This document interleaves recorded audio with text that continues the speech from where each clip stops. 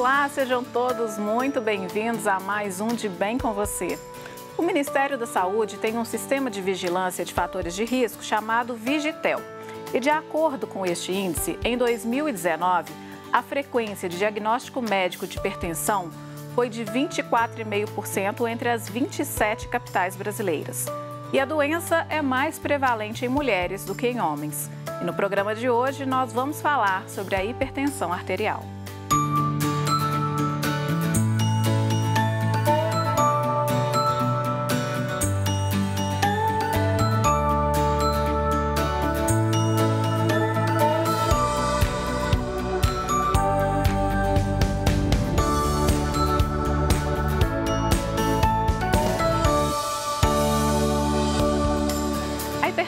É uma doença sem cura e é muito comum na população brasileira. Mas, se tratada corretamente, é possível levar uma vida tranquila e com bastante qualidade. E para conversar sobre essa doença, eu recebo o cardiologista Valério Trindade. Doutor, muito obrigada pela participação, seja muito bem-vindo. Doutor, então, a hipertensão, por que a gente tem hoje esse índice alto de hipertensão entre a nossa população? Na verdade, não é de hoje, né? A hipertensão acompanha a espécie humana há muitos anos. É um fator de risco muito grande para as doenças cardiovasculares. O que a gente pode relacionar com os dias atuais é o modo de vida que a gente adotou a partir de um tempo para cá. Então, quando a gente fala do sedentarismo, da falta de atividade física, dos hábitos do tipo cigarro, a obesidade, a ingestão excessiva de sal, quer dizer, isso contribui para um diagnóstico mais precoce, apesar da gente, na maioria das vezes, não saber bem a causa. Mas, assim, a prevalência é muito grande entre os brasileiros, gira realmente em torno de 3 para cada 10 brasileiros realmente são hipertensos. Uhum. E quando a gente fala de um diagnóstico mais precoce, a gente está falando de qual faixa etária? A hipertensão, na verdade, ela existe em qualquer faixa etária. Recomenda-se, inclusive, que meça a pressão arterial de crianças, de adolescentes, etc. A incidência maior do ponto de vista estatístico é em adultos, mas em qualquer faixa etária a gente pode fazer o diagnóstico de hipertensão arterial. Por isso, a orientação sempre de se medir a pressão em qualquer consulta, independente da especialidade. E a pressão ideal, ela muda de acordo com a faixa etária? Ela mudava. Atualmente a gente não tem essa divisão mais. Até pouquíssimo tempo atrás a gente acreditava, por exemplo, que o idoso poderia conviver com níveis mais altos de pressão, que fazia parte do envelhecimento. O tempo foi mostrando para a gente que não. O idoso, o adulto, o adolescente tem que ter níveis de pressão mais baixos. Abaixo de 14/9, que é um número mais fácil da gente lembrar. Então, não existe essa divisão com relação à idade. Uhum. E hoje, quando a gente fala de adolescentes, né, como que a gente percebe, por exemplo, porque não se espera? Eu acho que é um hábito que vai ter que ser educado, as pessoas vão ter que ser educadas para eles, né? Então, como que a gente pode perceber, talvez, que um adolescente ou até mesmo uma criança está numa condição dessa de risco? Bom, de risco a gente pode ver com relação, por exemplo, à falta de atividade física, ao tabagismo, à obesidade principalmente, à forma de se alimentar, isso pode chamar a atenção. Mas aqui tem um ponto que é fundamental. A gente só faz diagnóstico de hipertensão medindo a pressão. Uhum. Então, esse adolescente, por exemplo, em risco, entre aspas, nós temos que acompanhar medindo a pressão, como de todo mundo. Uhum.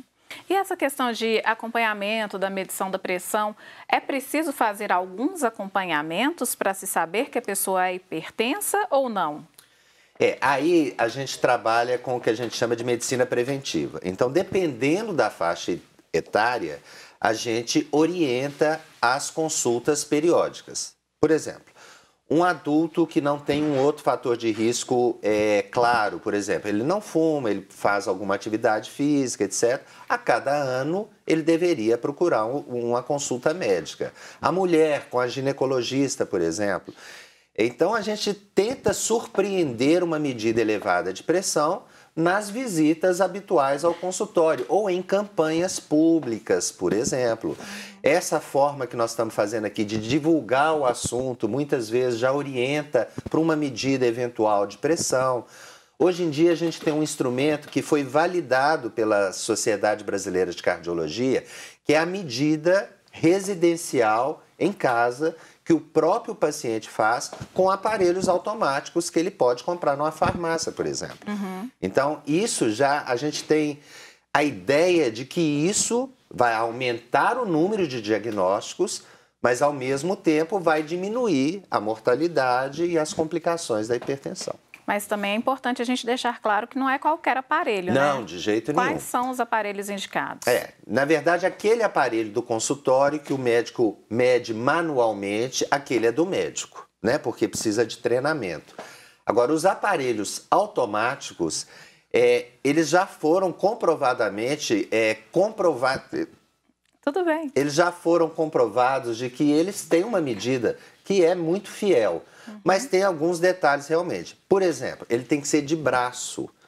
Aquele aparelho menor de pulso, ele não foi validado. Ele erra muito, ele erra em idosos, ele erra em pessoas que têm algum tipo de arritmia. Então, quando a gente vai orientar um paciente a fazer a medida em casa, a gente sugere, junto com a técnica que a gente ensina, mas que seja um aparelho de braço. De braço.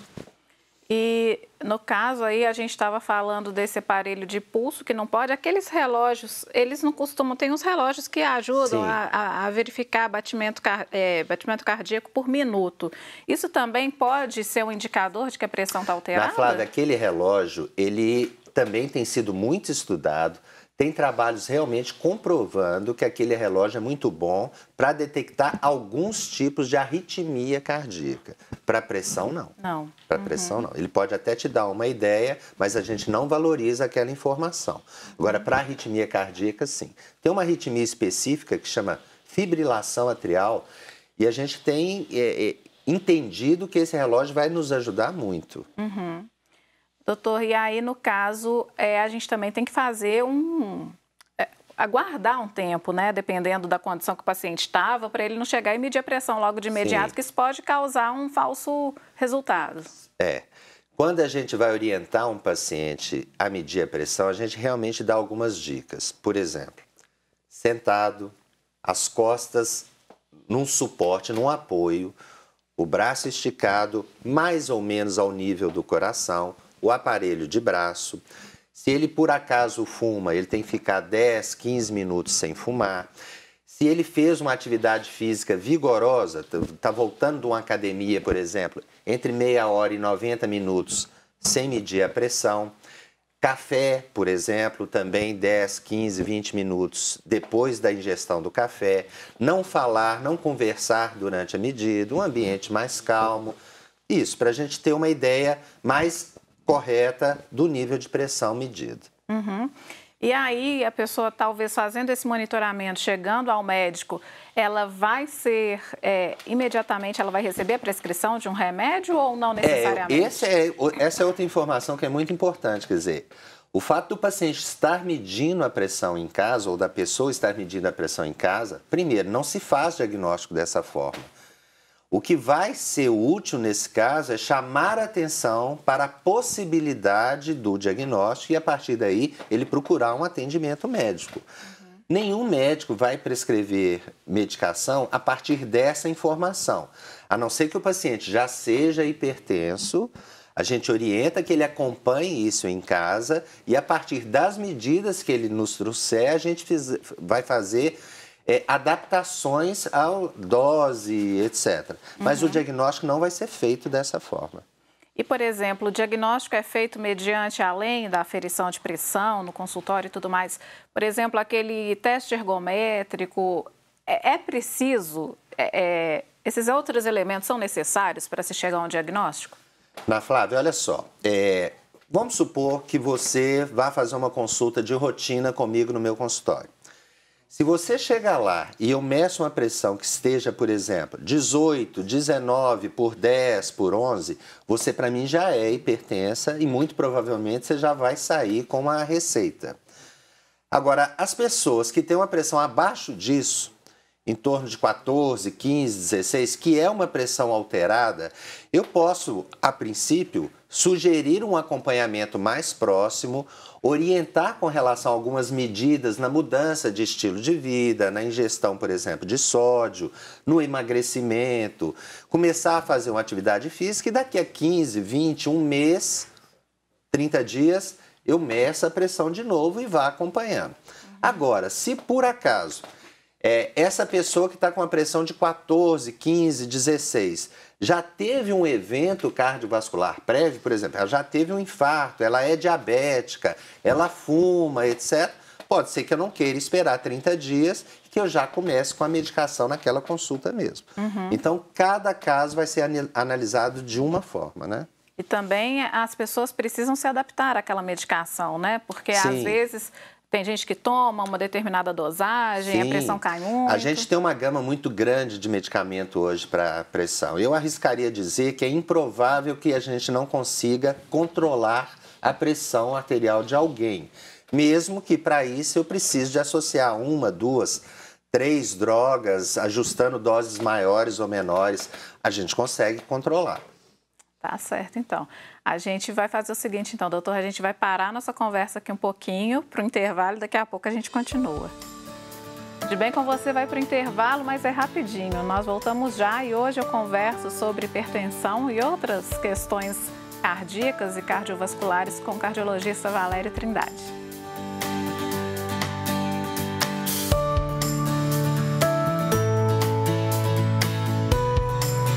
De volta com De Bem com você e eu queria te falar sobre esse código que aparece aqui na nossa tela ao longo do programa. Se você for com seu celular até ele, vai ser direcionado para a campanha dos devotos de Nossa Senhora da Piedade. Lá você conhece todas as campanhas que ajudam as obras da nossa arquidiocese. E se puder, contribua aí e faça parte. Hoje o De Bem com você está falando sobre pressão alta.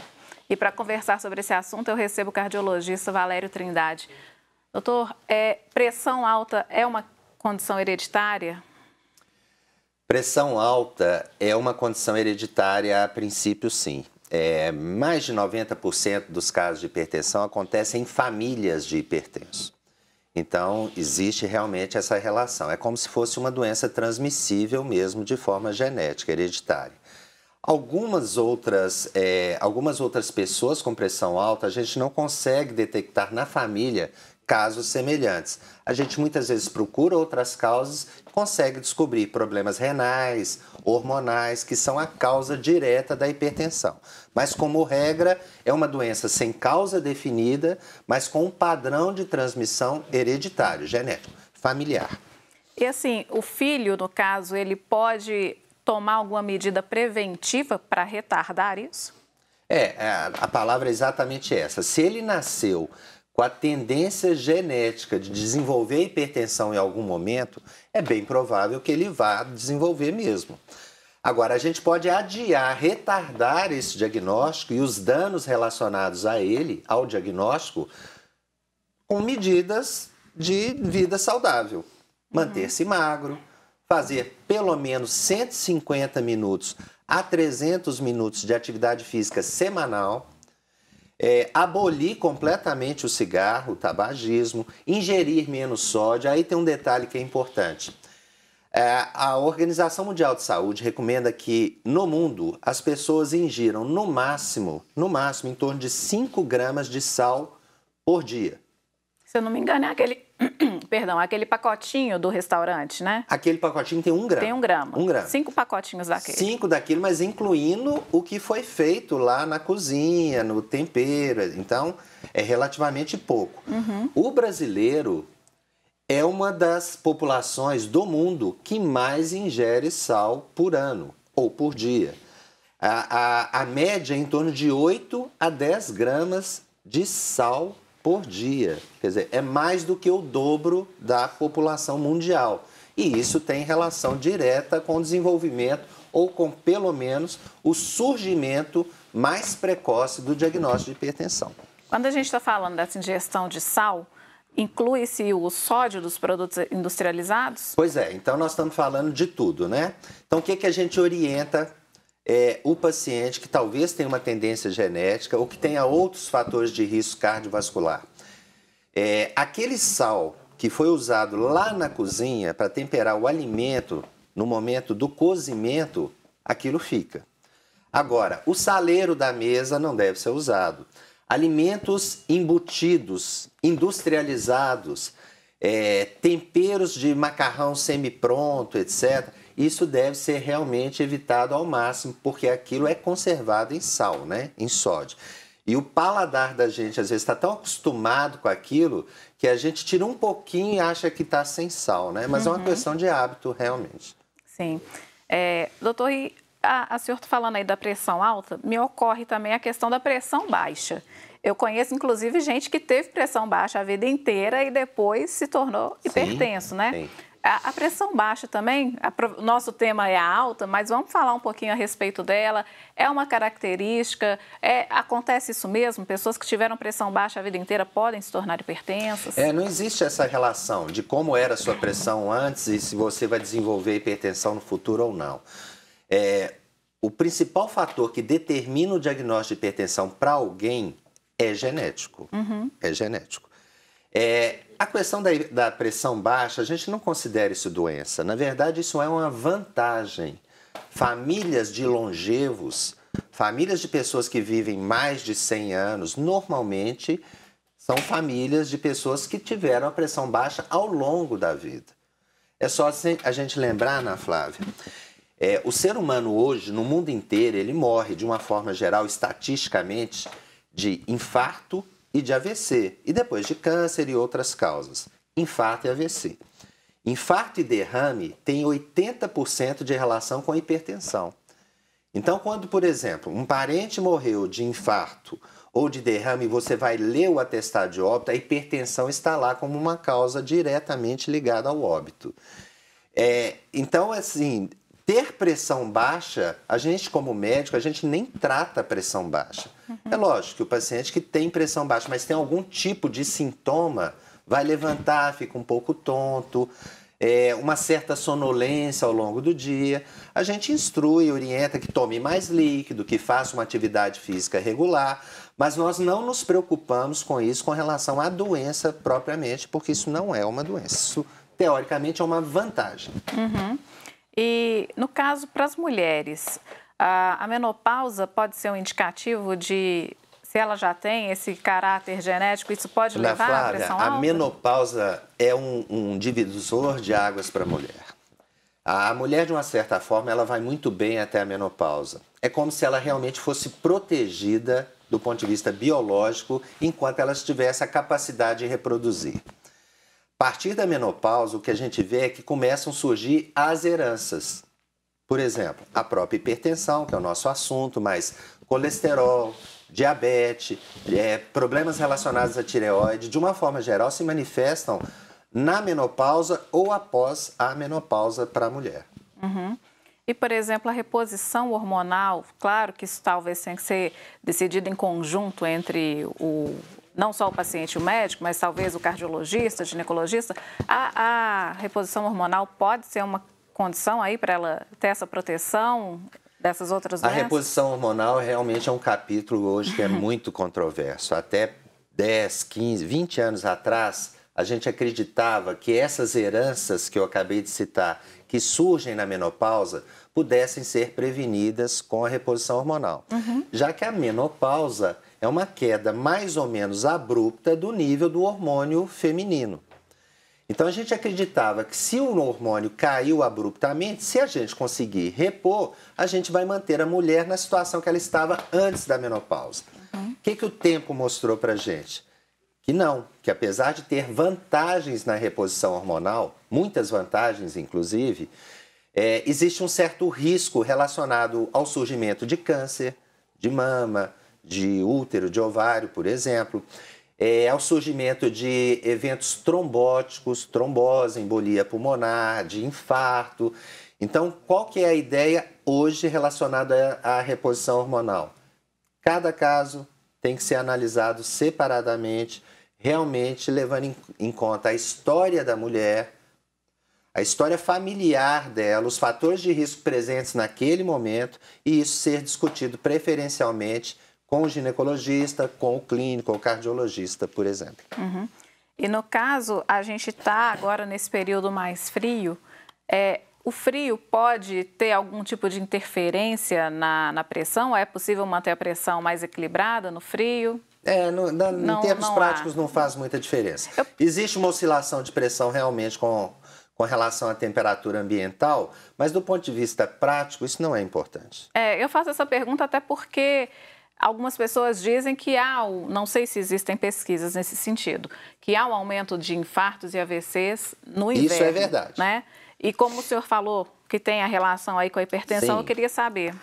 A questão do infarto ou do derrame no inverno é um fato estatístico, né? Existem várias justificativas para isso, nenhuma muito clara, mas é um dado estatístico. Agora, a oscilação dos níveis de medida da pressão com relação à estação do ano, ela não é significativa do ponto de vista prático. O que a gente tem para o paciente é uma meta. E a gente precisa de manter esse paciente na meta. Esse também, quando eu falo em meta, me chama atenção para a estatística. A grande maioria dos hipertensos no mundo não sabem que são hipertensos. Não sabem que são hipertensos. E a maioria dos hipertensos que sabem que são hipertensos não estão na meta que a gente determinou. Então, não basta ter o diagnóstico, não basta fazer o acompanhamento, às vezes não basta usar a medicação. A medicação tem que estar adequada para as metas que nós determinamos. E as metas têm a ver com o risco individual de cada um. Então, quando a gente fala assim, tem que ser abaixo de 14/9, quem é diabético, quem já teve um infarto, mais baixo do que isso é melhor. Hoje existe uma tendência mundial, inclusive, da gente chamar o 12/8 de normal alto. Talvez abaixo disso seja melhor. Existe uma pressão ideal? Não, né? Isso vai variar de acordo com cada pessoa. De cada pessoa, mas do ponto de vista estatístico, o ideal, se eu fosse falar para a população, é que seja abaixo de 14/9. Tá certo.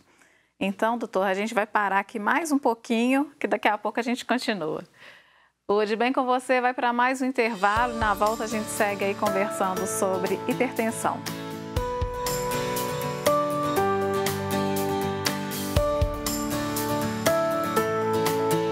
Estamos de volta com o De Bem com Você. E antes aqui da gente continuar com a entrevista, eu quero te falar sobre o nosso podcast, o Pode Bem. Nós estamos agora no Spotify. Então, se não consegue acompanhar a gente aqui na TV, você pode nos acompanhar onde e quando quiser no nosso podcast lá no Spotify, o Pode Bem. E agora a gente vai continuar aqui falando sobre hipertensão, a importância dos cuidados com o coração, né? E aí participa dessa nossa conversa o cardiologista Valério Trindade. Doutor, a gente estava falando, o senhor falou anteriormente aí de 150 a 300 minutos por semana de atividade física que uma caminhada resolve. Sim, né? Resolve bem. Resolve bem. Agora, o senhor também falou que as pessoas muitas não sabem que são hipertensas. E aquele atleta do final de semana, muitos são surpreendidos da pior forma possível, né? Aí parece que é um paradoxo, mas vamos explicar direitinho. Fazer qualquer atividade física é melhor do que não fazer nenhuma. Então, esse é um ponto pacífico, a gente sabe disso. Agora, as pessoas, os homens acima dos 45, 50 anos, a mulher a partir da menopausa, se ela tem fatores de risco familiares ou outros do tipo colesterol, etc., antes de fazer uma atividade física, é prudente que ela faça uma consulta e a partir daí o médico vai determinar se vai ser ou não necessária a realização de alguns exames antes de uma atividade física. Eu só não acho que isso vale para caminhada. Caminhada faz parte da história da espécie humana. Até pouco tempo atrás, se a gente considerar a linha de tempo da espécie humana na Terra, a gente era nômade. A gente andava simplesmente e vivia de caça e de coleta de grãos, frutos, etc. Mas a nossa vida era uma vida de caminhada. Então não existe motivo hoje para a gente achar que existe alguma dificuldade, que tem que ter algum cuidado especial para a gente fazer uma caminhada. Não precisa. São raríssimos os casos que a gente precisa de analisar com relação, por exemplo, à parte ortopédica, algo desse tipo. Fora isso, nós já nascemos equipados para caminhar. O que aconteceu no mundo moderno é que as prioridades mudaram. Então, eu preciso de convencer alguém hoje no meu consultório de que fazer uma caminhada, às vezes, é muito mais importante do que tomar um remédio, por exemplo. Ou associar a atividade física ao remédio evita que a gente precise de usar doses altas de remédio, ou um segundo, ou uma terceira medicação. Então, assim, eu costumo gastar tempo orientando com relação à atividade física. Um tênis, uma praça, um local que seja seguro para caminhar e ir. Sair e ir. Há quanto tempo? Começa com o tempo que você conseguir. A nossa meta, de uma forma geral, é isso. São 150 a 300 minutos por semana. Mas a gente sabe que, nesse caso, se você quiser fazer mais, o ganho é progressivo. Então, quanto mais você faz, maior o benefício. E tem um outro dado que, de uma certa forma, anima mais a gente ainda a fazer. Quem mais se beneficia com o início de uma atividade física é quem não fazia antes mesmo. Então, realmente, essa medida é importante. Então, quando a gente falou lá no começo, eu vou medicar todo mundo que está com a pressão acima de 14/9? Não. Às vezes, só de fazer uma atividade física por 1, 2, 3 meses, eu já consigo notar um ganho na diminuição dos valores de pressão e eu adio o diagnóstico e o início de tratamento farmacológico nesse paciente. Então, assim, atividade física. Eu não gosto de academia, eu não tenho... Porque hoje tem isso, né? Personal, o tênis é caro, mas não é nada disso. É ir para a praça andar, só isso, mais nada. E consegue-se fazer isso com meia hora por dia, né? Se a pessoa quiser de segunda a sexta. Isso, Ana Flávia, é muito interessante, porque os 150 e 300 minutos por semana, você pode dividir do jeito que você quiser. Inclusive, descendo do ônibus pontos antes, subindo 2 níveis para o seu trabalho de escada, ou descendo de escada, enfim. São 150 a 300 minutos flexíveis. Não precisa de ser necessariamente tanto por dia, né? Então... Sim, claro.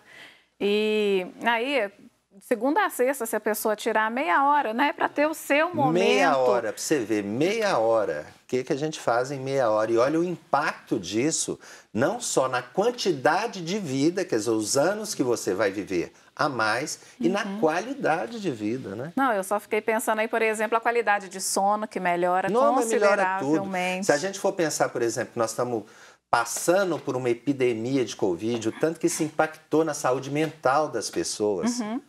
Na hora que você entusiasma alguém, incentiva alguém a fazer uma atividade física, benefícios na saúde mental, diminuição da ansiedade, melhora na depressão, a convivência, né, a questão social. Isso é muito importante. Não, e às vezes até o emagrecimento. A pessoa quer emagrecer, não tem aquele estímulo, né? Autoestima, saúde mental. E por falar em pandemia, Covid, o senhor viu essas condições todas serem agravadas, provavelmente, né, durante esse período? Com toda certeza, com toda certeza. As doenças de uma forma... Primeiro, um ponto que é importante, as pessoas, com razão, por causa da pandemia, ficaram mais em casa. Então, aquele controle habitual que era feito a cada 3, 4 meses, muitas vezes não foi feito. Então, teve essa questão, pacientes que precisavam de fazer exames de sangue ou um eletro, etc., não fizeram. Então, existiu prejuízo com relação ao controle das doenças cardiovasculares. O outro ponto é que a Covid, ela tem uma relação direta com doenças do coração. A gente está aprendendo agora com a Covid, né? Nós estamos aprendendo Covid na epidemia. Mas a gente já tem recebido dados de que pessoas que não eram hipertensas, por exemplo, por causa do processo inflamatório do Covid, tornaram-se hipertensas. Cerca de 50% das pessoas que tiveram Covid, que necessitou de hospital, de internação, tiveram algum grau de acometimento cardiológico. Então, existe uma relação direta entre Covid e hipertensão, por exemplo, ou doenças cardiovasculares de uma forma geral. E não necessariamente esses danos são temporários, né? Podem ser permanentes. Não necessariamente. Cada caso tem que ser avaliado. O que a gente orienta e tem feito é que o paciente que se internou por Covid, tendo ido para uma unidade de terapia intensiva ou não, que ele faça depois disso uma reavaliação cardiológica para a gente ver o estado do coração pós-infecção. Uhum. Isso, inclusive, nos casos leves, né? Inclusive nos casos leves, levando em conta a idade, a presença de outras doenças, etc. Uhum. Doutor, e o que mais que a gente pode ver aí nessa questão cardiológica, que são outras doenças, né? A gente está falando aí da hipertensão, mas o que mais que o senhor vê no consultório, no dia a dia, que chega dos pacientes? Bom, então vamos falar novamente da estatística. Se for olhar quantas pessoas vão morrer esse ano de doenças cardiovasculares, infarto e derrame, isso gira em torno de 400 a 450 mil pessoas, brasileiros, esse ano. Então, o que é? O que causa essa mortalidade? Hipertensão, tem uma carga genética que é independente, mas é hipertensão, diabetes, que precisa de ser controlado, bem controlado. Um diabético bem controlado, ele pode ter uma vida normal. Colesterol alto precisa de ser medido, colesterol alto não dá sintoma também, assim como a hipertensão, então tem que ser medido. A questão do cigarro, hoje não existe discussão mais com relação a cigarro. A gente não negocia mais hábito de fumar. O que a gente pode fazer é ajudar o paciente a parar de fumar. A questão do cigarro gira um pouco em torno da motivação do paciente. Então, já que nós estamos falando de doenças cardiovasculares, eu vou parar um pouquinho aqui no cigarro, porque é uma das causas evitáveis mais comuns de doenças cardiovasculares. Então, é causa evitável. E como é que a gente faz para parar de fumar? O motivo principal é esse, quer dizer, no que o cigarro está te atrapalhando? Além da estatística que eu, médico, sei, o que o cigarro está te atrapalhando? Qual que é a sua motivação para parar de fumar? O problema que eu vejo aí, Ana Flávia, é que muitas vezes a motivação para parar de fumar é a doença. É porque teve um infarto ou porque teve um AVC, etc. Então, a gente no consultório, a gente faz um esforço muito grande para tentar motivar o paciente a parar de fumar antes do diagnóstico. E nem sempre é fácil, nem sempre é fácil. Mostrar estatística, muitas vezes fica parecendo que aquilo não é com ele. É com o resto da população, mas que com ele não, que ele fuma pouco, etc. Então, isso é uma batalha diária, quer dizer, parar de fumar. Existe hoje formas da gente ajudar do ponto de vista medicamentoso, etc., mas depende muito de motivação. Então, esse é um ponto. Até porque uma fala muito comum entre os fumantes é que é o vício mais difícil de se largar. Não estou contestando isso, até porque eu nunca fumei, eu não sei como é. Mas, assim, sendo esse vício o mais difícil, um dos mais difíceis de se largar, isso também acaba sendo, de certa forma, uma forma da pessoa se negar aquele problema. Ah, lógico. É uma forma de racionalizar um vício, né? A gente chama de hábito, mas na verdade é um vício. Assim, a gente não pode julgar essa dependência, porque realmente é uma dependência química. Né? A gente considera uma doença o tabagismo. Então, existe a dificuldade mesmo. Mas a gente vê casos, por exemplo, de fumantes de muito tempo de vida, com a carga tabágica, quer dizer, um tempo e um número de cigarros grande ao longo da vida, que param de fumar de um dia para o outro porque o filho nasceu, por exemplo. Então, assim, depende da motivação, com ou sem ajuda de medicamento. Tá certo. Então, a gente vai continuar falando mais um pouquinho daqui a pouco. Nós vamos para mais um intervalo e hoje eu estou conversando aqui com o cardiologista Valério Trindade sobre pressão alta e outras doenças cardiovasculares.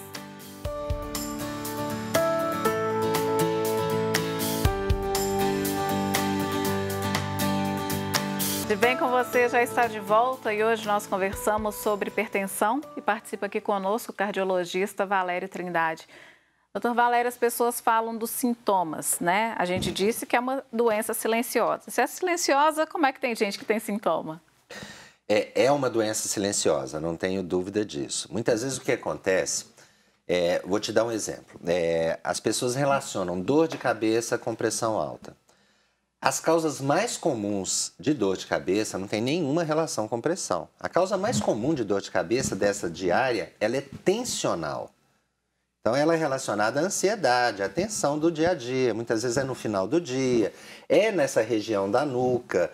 Então, quando você está com dor de cabeça tensional, por exemplo, ou enxaqueca, ou qualquer uma dessas mais comuns, e você vai medir a pressão está alta. E você acha que é a pressão alta que causou a dor de cabeça. E, na verdade, é o contrário.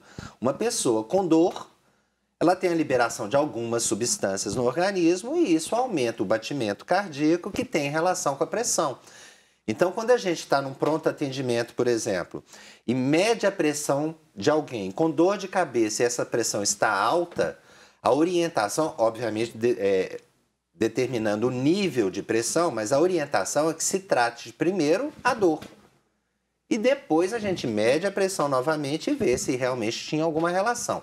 De uma forma geral, as pessoas estão hoje em casa, fazendo as coisas de casa, trabalhando, cuidando de filhos, estão com pressão alta e não sabem disso.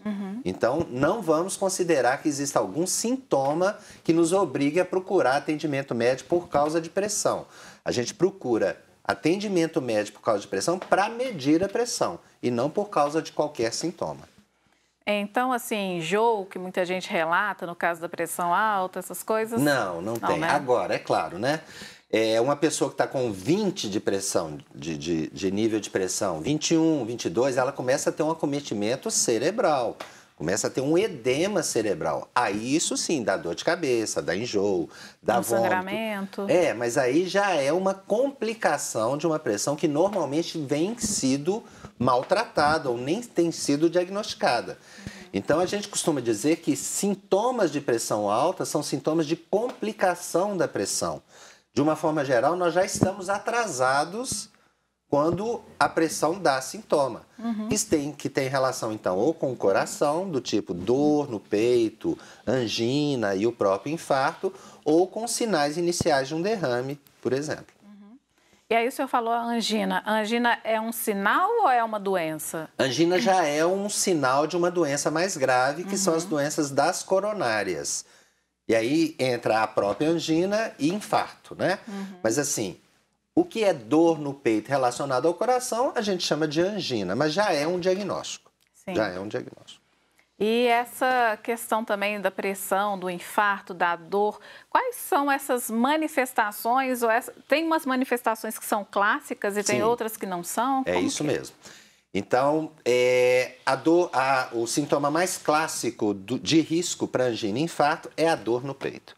Não é qualquer dor. De uma forma geral, não é uma dor que o paciente localize com o dedo.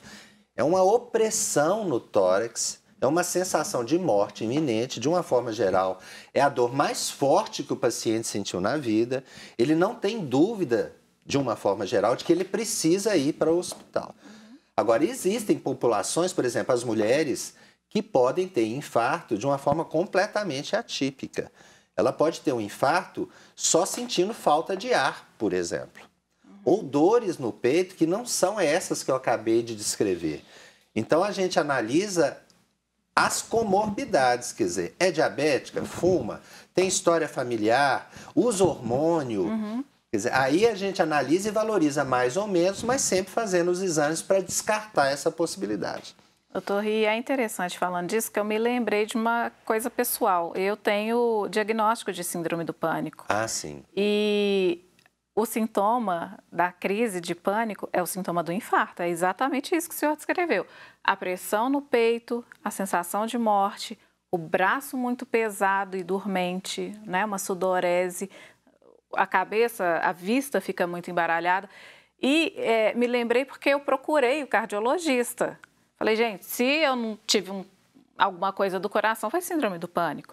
E aí, queria que o senhor falasse também a respeito dessa confusão que pode acontecer. Ana Flávia, isso é muito importante, porque quando a gente fala de síndrome do pânico ou transtorno de ansiedade aguda ou generalizada, a gente tem que lembrar que isso é um diagnóstico de exclusão. Não existe um exame que detecte isso com certeza. Então, o que a gente faz numa sala de urgência? Se você está me descrevendo essa situação, o que eu faço em primeiríssimo lugar é descartar as doenças relacionadas ao coração.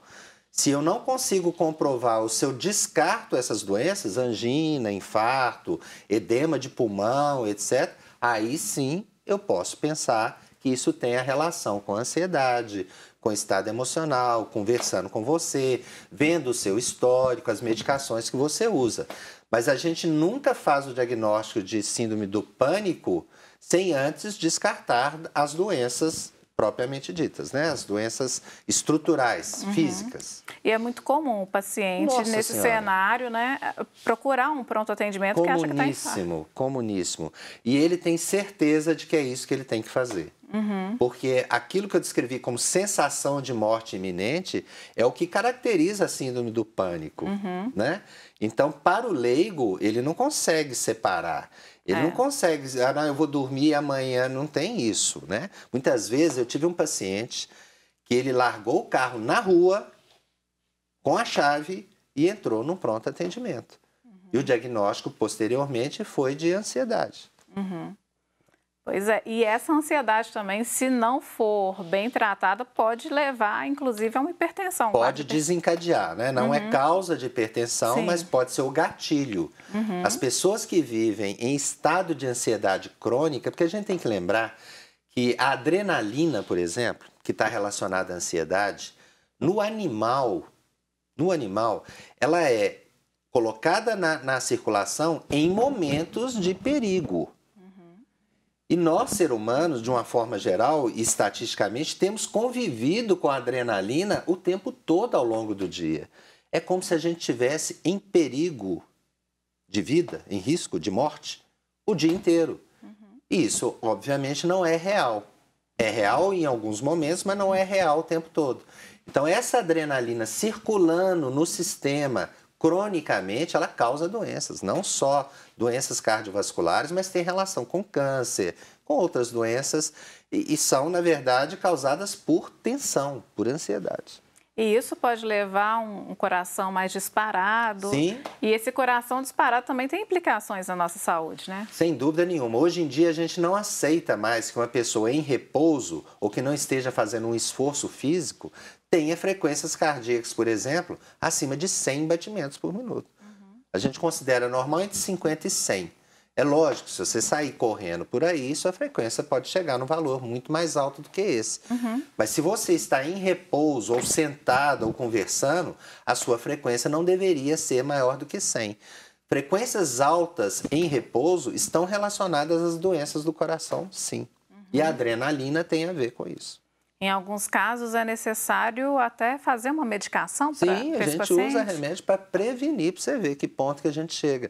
Quer dizer, uma doença que a princípio não era física, uma doença, vamos chamar de uma disfunção relacionada às emoções, ao estilo de vida, etc. A gente usa medicação para prevenir doença física. Quer dizer, uma hora, Ana Flávia, esse curto-circuito, essa desinformação, esse estilo que a gente está vivendo, isso tem que ser quebrado. Porque nós estamos medicando o que provavelmente não era para ser medicado. Sim. Não é? Embora algumas pessoas eventualmente possam ser um ponto fora da curva e ter isso mais elevado, mas seria exceção e não regra, né? Exceção, obviamente. Então, o número de pessoas que hoje tomam antidepressivos, tranquilizantes, ansiolíticos, vem aumentando muito, né? É uma epidemia mesmo. Existe uma previsão de que daqui a 30, 40, 50 anos, depressão e ansiedade sejam as doenças mais prevalentes no mundo. No mundo, e a gente meio que não está prestando atenção nisso, né? E talvez esse tempo, infelizmente, se antecipe diante dessa realidade, né, que a gente Então, vive quando a gente hoje. fala, por exemplo, nós citamos atividade física, tá aí uma ferramenta útil, muito útil também para as doenças da esfera emocional, né? Então, doutor, a gente já está encaminhando aí para o final do nosso programa e eu queria entender isso, se tem algum conselho, alguma orientação. Acho que o senhor já falou, mas se quiser reforçar de novo aí para as pessoas manterem a cabeça mais em equilíbrio, evitando que o corpo adoeça, o que é que o senhor diria? Sim. Eu acho que o sonho de todo médico era realmente conseguir motivar as pessoas a cuidarem de si mesmas. Não só do ponto de vista físico, não é essa questão de ficar marcando consulta e fazendo exames cada vez mais sofisticados, cada vez mais caros de uma forma ou de outra. Essa questão do pessoal, do emocional, de você se perguntar até onde você quer chegar. Essa ansiedade no dia, quer dizer, qual que é o final dessa história? Até que ponto isso está trazendo algum grau de felicidade para você? Eu acho que talvez essa seja a questão principal, mesmo sendo o fato da gente estar falando de hipertensão. Então, acho que esse é o ponto básico. Nisso, eu incluiria ou resumiria da gente ter uma vida equilibrada, equilibrada em todos os sentidos, do ponto de vista físico, do ponto de vista alimentar, do ponto de vista dos hábitos, né? A questão da qualidade do sono, a questão dos laços afetivos, das relações com as pessoas, com as famílias, etc. Eu acho que deveria ser por aí. Do ponto de vista mais pragmático, mais prático ainda, comer menos, gastar mais energia, dormir melhor. E é isso aí. Tá certo, então. Muito obrigada, viu? Volte sempre que quiser. Eu que agradeço. O programa de hoje está acabando, mas você já sabe, né? Quer sugerir um tema pra gente? Manda mensagem lá no nosso WhatsApp, 31 996428473, ou se preferir, pode ir lá no nosso Instagram, @debemcomvocê.tvh. E também tem o nosso podcast, né? Se quiser, pode nos ouvir lá quando você quiser e onde você quiser. Eu te espero semana que vem. Um beijo e até lá.